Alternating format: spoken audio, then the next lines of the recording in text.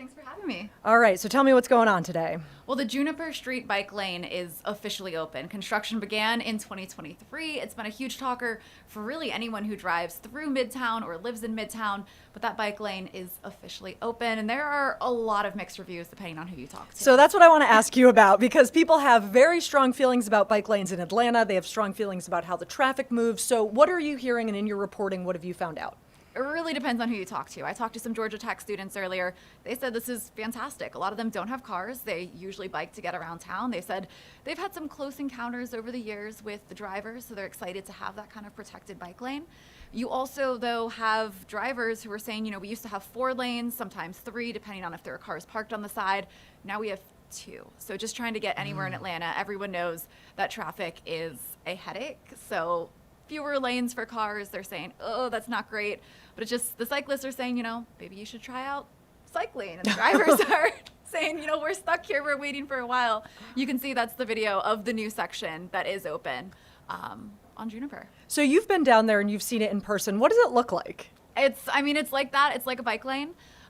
They have new signals. So, you have the traffic lights that are green, yellow, red, but they also have the bike symbols on them now. There's separate ones with the bike symbols saying when bikers have the right of way, when you have to yield to bikers, just giving them a bit more protection. You have like heavy concrete flower pots that will kind of keep cars from going into the bike lane. You also have a lot of parking. That's where one of those lanes went, so that the cars are also protecting the bikers. So you have kind of all this separation really between the bikers and the roads. Some of the sidewalks were also widened, so you have more room to walk around.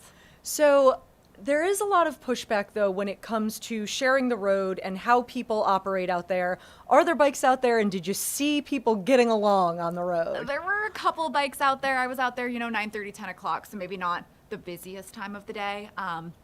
There were some APD officers out on bikes just kind of riding up and down. I'm sure they're excited to have those protected bike lanes. There were a couple cyclists using them, just kind of flying down there. And usually, you would have to stop and watch and look and maybe dodge more pedestrians. So just having that clear route is definitely speeding up their commute. And I know for cyclists too, safety is so important. So it sounds like in your reporting, you found a number of ways these cyclists will be protected. Yeah, the flower pots, the parking, it just kind of gives that extra separation.